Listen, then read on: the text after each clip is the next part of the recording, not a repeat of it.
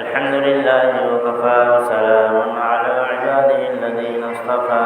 ما بعد، أعوذ بالله من الشيطان الرجيم. بسم الله الرحمن الرحيم. يا أيها الذين آمنوا كتب عليكم الصيام كما كتب على الذين من قبلكم لعلكم تتقون. وقال النبي صلى الله تعالى عليه وسلم: من صام رمضان إيمانا واحتسابا غفر له ما تقدم من ذنبه ومن قام رمضان إيمانا واحتسابا غفر له ما تقدم من ذنبه ومن قام ليلة القدر إيمانا واحتسابا غفر له ما تقدم من ذنبه أو كما قال عليه الصلاة والتسليم. صدق الله العظيم وصدق رسوله النبي الكريم ونحن على ذلك من الشاهدين والشاكرين.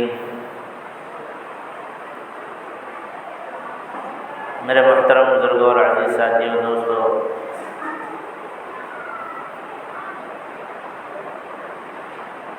ہم جانتے ہیں کہ رمضان المبارک کا مہینہ ہمارے سامنے آنے والا ہے۔ اللہ تعالیٰ اس کے متعلق اپنے کلام پاک میں ارشاد فرماتے ہیں: یا ایھا الذین آمنوا، اے ایمان والو، کتب علیکم الصیام، تم پر روزے فرض کر دیے گئے، کما کتب علی الذین من قبلکم، جیسا کہ روزے فرض کر دیے گئے ان لوگوں پر جو تم سے پہلے گزر چکے، لعلکم تتقون، تاکہ تم پرہیزگار بن جاؤ۔ تو میرے عزیز بزرگوں اور دوستوں،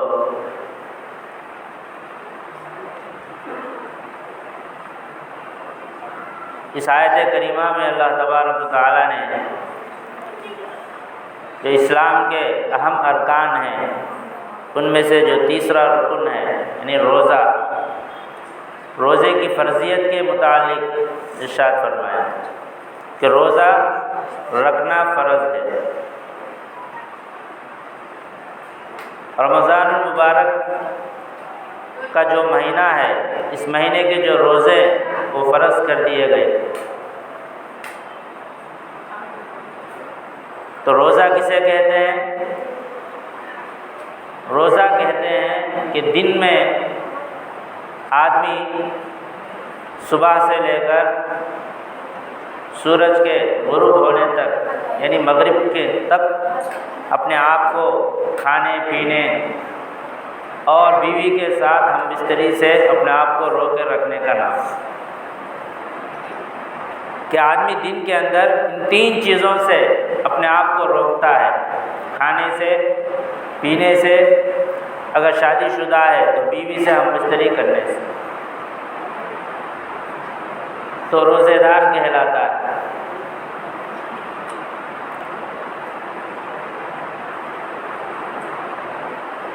تو روزہ یہ ہوتا ہے۔ تو اللہ تبارک و تعالیٰ نے آسانی کے لیے، سہولت کے لیے بتا رہے ہیں کہ یہ جو روزے ہیں اس سے گھبرانا نہیں، اس سے ڈرنا نہیں ہے کہ رمضان کا مہینہ آ رہا ہے، اس کے روزے رکھنا ہے، تو روزے رکھ سکتے یا نہیں رکھ سکتے۔ دن میں اپنے آپ کو کھانے سے، پینے سے، ان تمام اور بیوی کے ساتھ ہم بستری کرنے سے ہمیں اپنے آپ کو روک سکتے یا نہیں روک سکتے۔ کیا روزہ رکھنے سے جسم میں کیا تو بھی کمزوری آتی، یا روزے سے اپنے آپ کو کچھ پرابلم ہوتا، یا اس کی وجہ سے کوئی بیماری آتی؟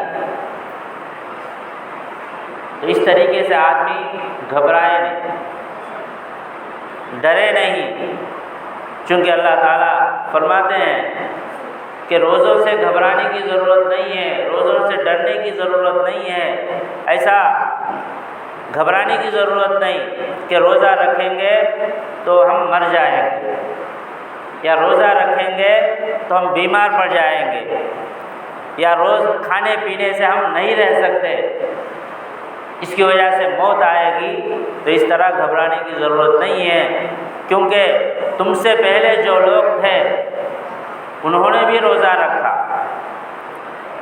انہوں نے روزہ بھی رکھا اور روزے بھی رکھے لیکن مرے نہیں، روزے رکھے آرام سے، کوئی پرابلم نہیں ہے، اس کی وجہ سے کوئی بیماری نہیں ہے، اس کی وجہ سے تمہارے جسم کو کوئی نقصان نہیں ہے، بلکہ تم سے پہلے لوگ بھی روزے رکھے اور نہیں مرے بلکہ زندہ ہی رہے، کوئی پرابلم نہیں۔ تو اس سے آسانی ہو گئی، سہولت ہو گئی کہ ہم روزہ رکھ سکتے ہیں، روزے سے کوئی نقصان نہیں ہوگا، کوئی پرابلم نہیں آئے گا۔ اور آگے اللہ تعالیٰ اس روزے کا مقصد بیان کرتے ہیں کہ ان روزوں کو کیوں رکھنا ہے، اس کا مقصد کیا ہے؟ مقصد یہ ہے کہ تاکہ تمہارے اندر تقویٰ پیدا ہو جائے، اللہ کا ڈر پیدا ہو جائے، تمہاری زندگی تقوی والی بن جائے۔ تو تقویٰ کیا چیز ہے؟ تقوی کی زندگی کیا ہے؟ تو بزرگوں، دو زندگیاں ہمیں گزارتے ہیں۔ اللہ نے ہمارے اندر ایک تقوی کا مادہ بھی رکھا ہے اور ایک ہے فسق و فجور کا مادہ بھی رکھا ہے۔ فَأَلْهَمَهَا فُجُورَهَا وَتَقْوَاهَا، اللہ نے انسانوں میں تقوی کا مادہ بھی رکھا ہے اور گناہوں کا اور فسق و فجور کا، نافرمانی کا مادہ بھی رکھا ہے۔ تو روزے اس لیے رکھنا ہے تاکہ ہم تقوی پر آ جائیں، ہماری زندگی تقوی پر آ جائے اور گناہوں سے، فسق و فجور سے، اللہ کی نافرمانی سے ہم بچ جائیں، ایسی زندگی سے ہم بچ جائیں۔ تو معلوم ہوا کہ لوگ دو طرح کی زندگیاں گزارتے ہیں، ایک تو تقوی والی زندگی گزار سکتے ہیں اور دوسرا ہے اس کا اپوزٹ، فسق و فجور والی زندگی، گناہوں کی زندگی، نافرمانی والی زندگی۔ وہ بھی اس کے اندر وہ کیپیسٹی اس کی بھی ہے، یہ ہر آدمی جانتا ہے، اسے سمجھانے کی، بولنے کی ضرورت نہیں ہے، چونکہ آدمی کے اندر گناہوں کا مادہ بھی ہے، چونکہ آدمی کے جسم کے اندر وہ طاقتیں ہیں کہ آدمی اس سے گناہ آرام سے کر سکتا، اپنے آنکھوں سے گناہ کر سکتا، اپنے کانوں سے گناہ کر سکتا، اپنی زبان سے گناہ کر سکتا، اپنے ہاتھوں سے گناہ کر سکتا، اپنے پیر کے ذریعے سے، چلنے کے ذریعے سے گناہوں کے کام کر سکتا۔ یعنی اس کا جو پورا جسم، جو باڈی ہے، اس کے اندر نافرمانی بھی ہے، نافرمانی کی صلاحیت بھی ہے، اور اس کے اپوزٹ فرما برداری کی صلاحیت بھی ہے کہ آدمی اپنے آنکھوں کو بھی بچا سکتا، اپنے کانوں کو برے گندی کیا ہے باتیں سننے سے اپنے آپ کو بچا سکتا، اپنے دل و دماغ کو گندے خیالات سے بچا سکتا، اپنی آنکھوں کو حرام چیزوں سے دیکھنے سے اور اجنبی عورتوں کی طرف دیکھنے سے اپنے آپ کی حفاظت کر سکتا، اپنے آنکھوں کی، اور اپنے ہاتھوں کو، اپنے پیروں کو گناہوں سے بھی بچا سکتا ہے۔ دونوں چیزیں، گناہ بھی کر سکتا ہے اور گناہوں سے بچا بھی سکتا ہے۔ گناہوں سے بچ کر، گناہوں سے اپنے آپ کو بچا کر اللہ کے احکام پر اپنے آپ کو لانا، یہ تقوی کی زندگی ہے۔ نہیں کیا ہے لے، کون پوچھنے والا؟ اب نماز پڑھی تو کون پوچھتا ہے؟ آپ روزہ رکھیں تو کون پوچھنے والا، کون ہم کو مارنے والا؟ کیا تو فرشتہ لاٹھی لگو، کیا تو ہم آپ کو رمضان کے مہینے کے روزے نہیں رکھیں گے تو کون تو مارنے والا ہے کیا؟ کون تو پٹائی کرنے والا ہے کیا؟ اب ہمیں صدقہ خیرات کریں تو اب کون پوچھنے والا ہم آپ کو؟ تو بزرگوں یہ سوچ، یہ خیال آدمی کے اندر ایسا بھی کر سکتا ہے۔ ہم دیکھتے ہیں بہت سارے لوگ کہ ان کا مزاج اور اپنی زندگی کا طریقہ، طور طریقہ وہ اس پر ڈال دیے ہیں کہ ہم آپ کو پوچھنے والا کون، ہم آپ کو مارنے والا کون، ہم آپ کیا ضرورت ہے، نمازیں نہیں پڑھیں تو کیا ہو، رمضان کا مہینہ آ رہا ہے روزہ نہیں رکھتا تو کیا ہوتا، مالدار ہے اللہ نے مال دیا ہے زکوٰۃ نہیں دیتا، فرض ہے اللہ کا حکم لیکن میں نہیں دیتا، کیا ہوتا، اللہ نے اور بھی اچھا مال دیا ہے، حج بھی کر سکتا ہے، طاقت دیا ہے لیکن میں نہیں کرتا، کیا ہوتا۔ اس طریقے سے آدمی اللہ کے حکموں کے خلاف پر اپنی زندگی کو گزارتا ہے تو یہ فسق و فجور والی زندگی کو اختیار کرتا ہے۔ اور یاد رکھنا کہ جو تقوی والی زندگی ہے، جو تقوی والے ہیں، جو متقین ہیں، اللہ تعالیٰ انہی کو پسند کرتے ہیں اور وہی لوگ جنت میں داخل ہوں گے۔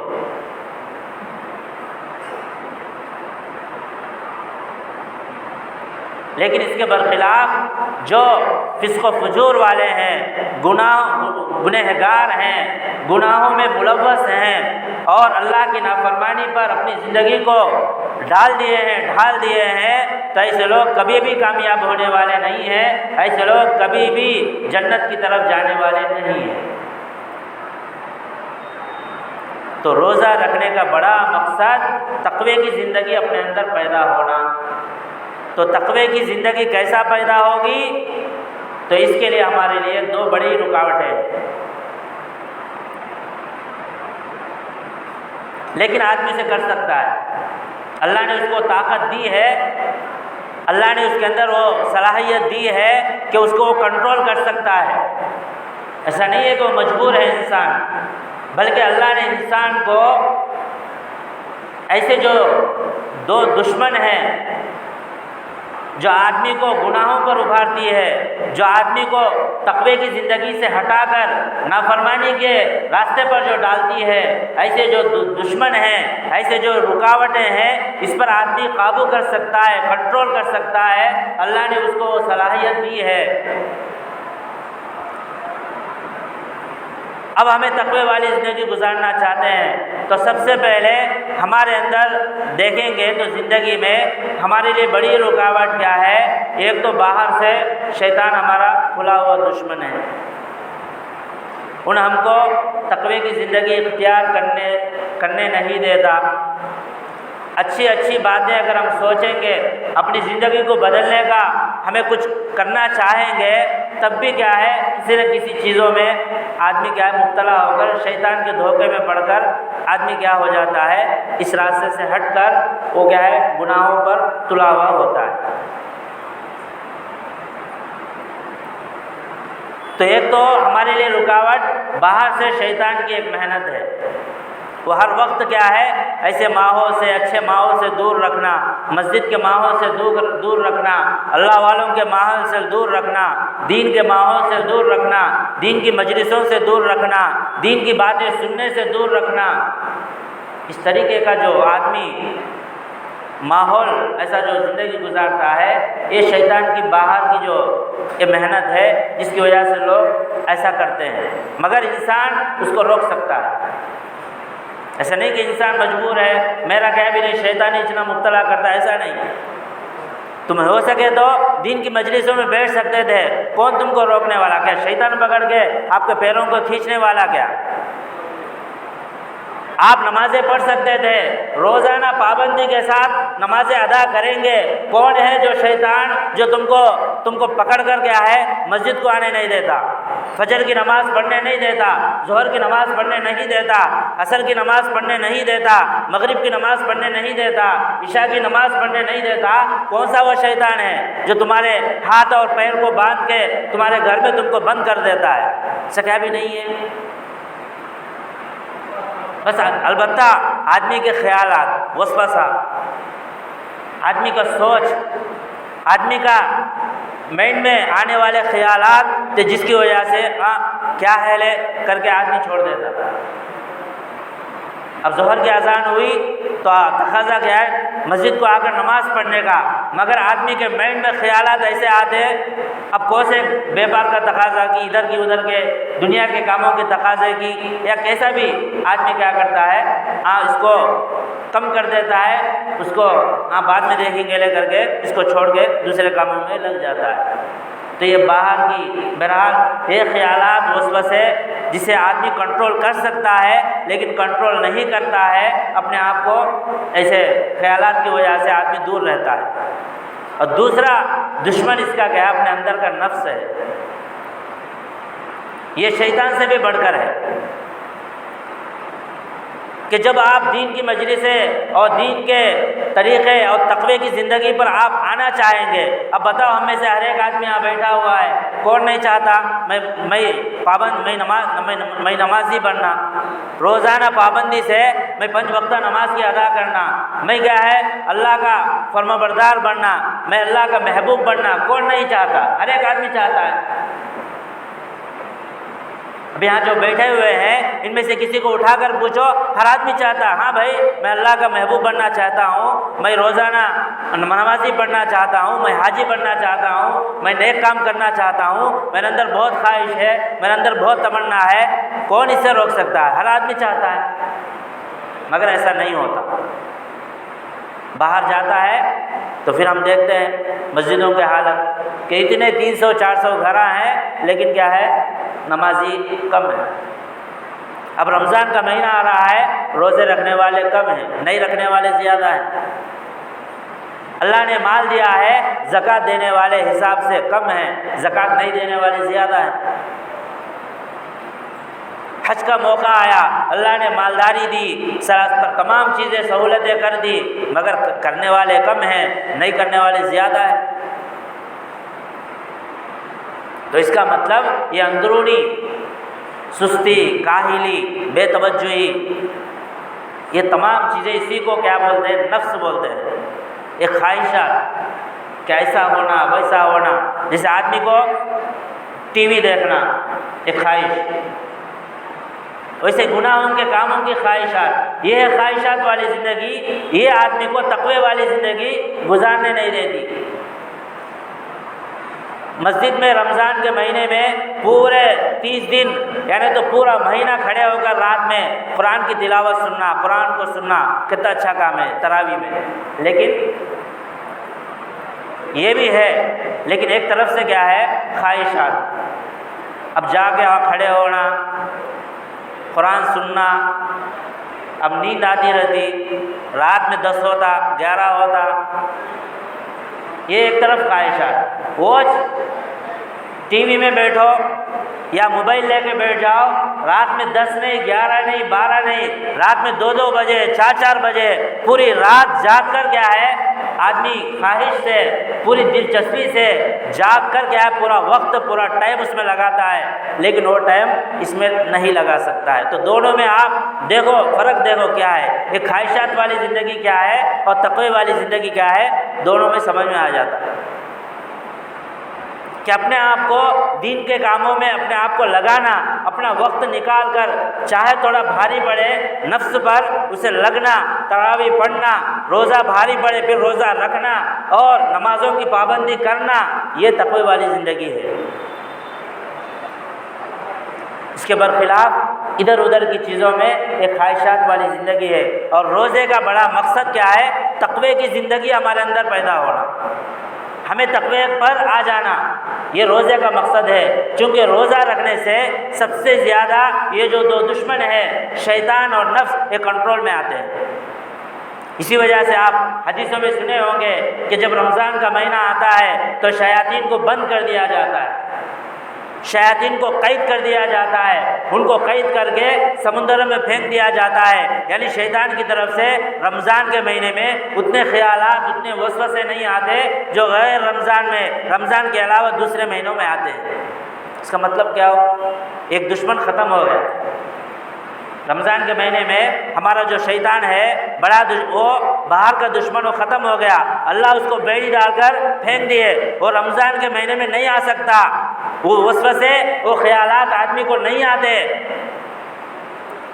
وہ باہر سے کوئی محنت نہیں کر سکتا۔ اسی وجہ سے اللہ نے اس کو باندھ کے سمندر میں پھینک دیا۔ پھر رمضان کا مہینہ ختم ہوتے ہی، عید کے چاند دکھتے ہی پھر فوراً کیا ہے، پھر شیاطین پھیل جاتے ہیں پوری دنیا میں۔ اب ہمارے ساتھ جو لگ کے ہے وہ نفس ہے، اسے قید کرنا، اسے کنٹرول کرنا ہے، تب کیا کرنا؟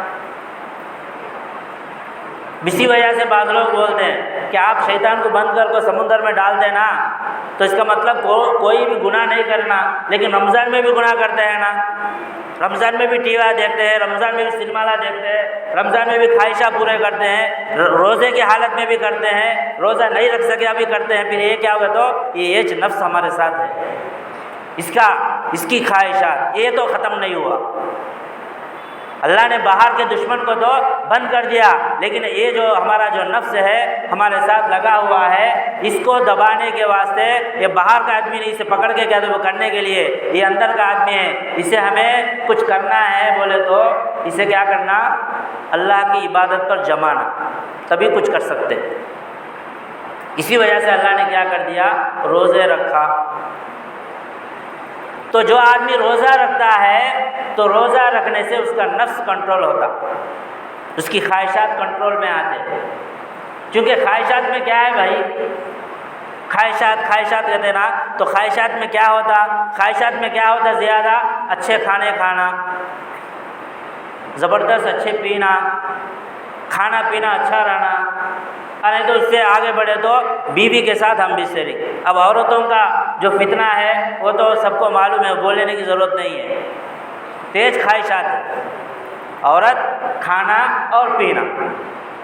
تو روزے میں سب سے پہلے ان تین چیزوں سے آدمی کو کیا ہے؟ روکا جاتا ہے کہ دن میں ان تین چیزوں سے اپنے آپ کو بچاؤ، ان تین چیزوں سے اپنے آپ کو روکو، یہی روزہ ہے۔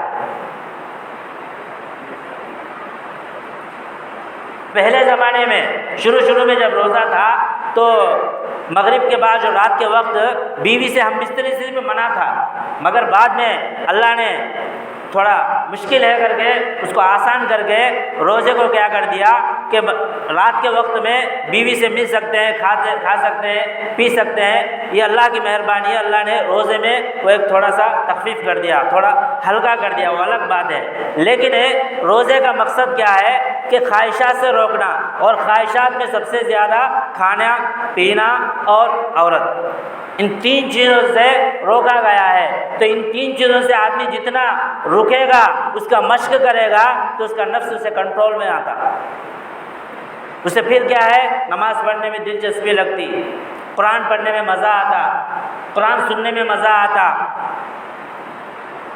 پھر جیسا ہمیں موبائل میں اور سنیما میں اس میں ہمیں جیسا دلچسپی سے، شوق سے پورا ٹائم اس میں برباد کر دیتے ہیں، پورا ٹائم جیسا لگاتے ہیں، ویسا کیا ہے؟ قرآن پڑھنے میں مزہ آتا۔ قرآن پڑھتے ہیں تو پڑھنا آج کھواتا، نماز پڑھتے ہیں تو نماز پڑھنا آج کھواتا۔ اسی وجہ سے سنتے رہتے راتوں میں بزرگ پہلے لوگ کیا ہے 1000 رکعت پڑھتے تھے راتوں میں، روزانہ 500 رکعتیں نماز پڑھتے تھے۔ اور بعض لوگ کیا ہے راتوں میں نفلوں میں سجدے میں رکوع میں نماز پڑھتے پڑھتے دن ہو جاتا تھا، صبح کی نماز ہو جاتی تھی، معلوم بھی نہیں ہوتا تھا۔ یہ سب کیوں؟ اس لیے کہ وہ یہ خواہشات کی جو چیزیں ہیں اس کے اوپر انہوں کنٹرول کر لیے، کنٹرول کرنے کی وجہ سے ان کو اب نماز پڑھنے میں مزہ۔ روزہ رکھنے میں مزہ، اللہ کے حکم پر عمل کرنے میں مزہ، قرآن پڑھنے میں مزہ، قرآن کی تلاوت میں مزہ، ہر چیز میں مزہ۔ تو بزرگوں عزیزو، اس کا بھی مزہ ہے۔ یہ مزہ اس وقت آئے گا جب کہ ہمیں ان تمام گناہوں سے ایک خواہشات والی زندگی کو ختم کر دیں گے۔ اور اصل مقصد ٹارگٹ روزے کا یہی ہے کہ آدمی کے اندر تقوی کی زندگی آ جائے، یہ فسق و فجور کی، یہ خواہشات کی جو زندگی ہے یہ ختم ہو جائے۔ اس لیے بزرگوں عزیزو، ہمیں رمضان کا مہینہ آ رہا ہے تو خاص طور پر یہ جو روزے کا جو مقصد ہے، یہ جو تقوی والی زندگی ہے، اس کو اپنے اندر لانے کی پوری کوشش کرے۔ اس کے لیے پورے رمضان کے مہینے روزے رکھنا فرض ہے، پورے رمضان کے روزے رکھے۔ اس کے مسائل بعد میں کیا ہے آتے رہیں گے، لیکن پورے رمضان کے روزے رکھنے کی ہم پوری کوشش کریں۔ اور حدیث کے اندر آتا ہے کہ اگر رمضان کا ایک روزہ بھی اگر ہم سے چھوٹ گیا، ایک روزہ بھی چھوڑ گیا تو پوری زندگی بھر بھی روزہ رکھ لے، اس ایک روزے کے برابر نہیں ہو سکتا۔ من افطر یوما من رمضان لم یقض عنہ الدہر کلہ وان صامہ، پورے اس کی زندگی بھر جتنے بھی روزہ رکھ لے، مگر وہ ایک رمضان کا جو روزہ ہے اس کے برابر ہو ہی نہیں سکتا۔ تو اسی سے آپ سمجھ جائے کہ رمضان کا ایک ایک روزہ کتنی کیا ہے غنیمت کا ہے اور کتنی برکت والا ہے۔ اسے ہمیں چپکے معمول سے کیا کی عذر، شوگر کیا تو زیادہ ہو جاتا کیا کی، نہیں بی پی کیا تو بڑھ جاتا کیا کی، نہیں تو جسم میں کیا تو پرابلمس آتے کیا کی، یہ سب کیا ہے، یہ سوچ کیا ہے، خیالات، شیطانی خیالات ہے۔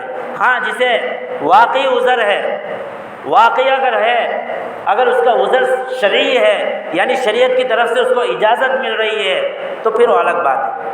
جیسے رمضان میں کوئی آدمی سفر میں گیا تو سفر میں جو جانے والے کے لیے رخصت ہے، واقعی اس کے پاس وہ عذر ہے، وہ ہے، بیماری ہے اور معتبر ڈاکٹروں نے بتایا ہے، تو معتبر کیا ہے سلین کی ہے تو الگ بات ہے۔ لیکن اکثر ایسا نہیں ہوتا، چھوٹی چھوٹی چیزوں میں ہم کیا کرتے ہیں، رمضان کو چھوڑ دیتے ہیں۔ اس لیے کوئی رمضان کا ایک روزہ بھی ہم نہ چھوڑے۔ اور دوسری بات کیا ہے، رمضان کے اندر جو تراویح ہے، خاص طور پر تراویح کے گزارنے، تراویح کی پابندی پر اور اسی طرح روزے کی پابندی پر ہمارے جو پچھلے جو تمام گناہ ہے اس کے معافی کا اعلان کیا گیا ہے۔ غفر له ما تقدم من ذنبه، اس کے پچھلے تمام گناہ کیا ہے معاف کر دیے جائیں گے۔ تو بتاؤ بزرگوں عزیزو، اگر سال میں ایک مرتبہ ایک مہینہ ایسا آیا جس میں ہمارے پورے گناہ معاف ہو گئے، ہمارا دل صاف ہو گیا، ہمارا جسم صاف ہو گیا، تو بتاؤ ابھی اس سے بہتر زندگی کیا ہو سکتی؟ اسے تقوی کی زندگی بولتے۔ اس لیے بہت قدر کی بات ہے۔ اللہ تعالیٰ سے دعا ہے کہ اللہ تعالیٰ ہم سب کو ماہ رمضان کی جو مقدس جو مہینہ ہے اس کی پوری قدر کرنے کی اور اس کے پورے روزے اہتمام کے ساتھ رکھنے کی، تراویح بھی پڑھنے کی اور اس کے خصوصی جو اعمال ہے اس کو کرنے کی اللہ پاک توفیق عطا فرمائے۔ وآخر دعوانا الحمدللہ رب العالمین۔ جو حضرات سنتیں نہیں پڑھے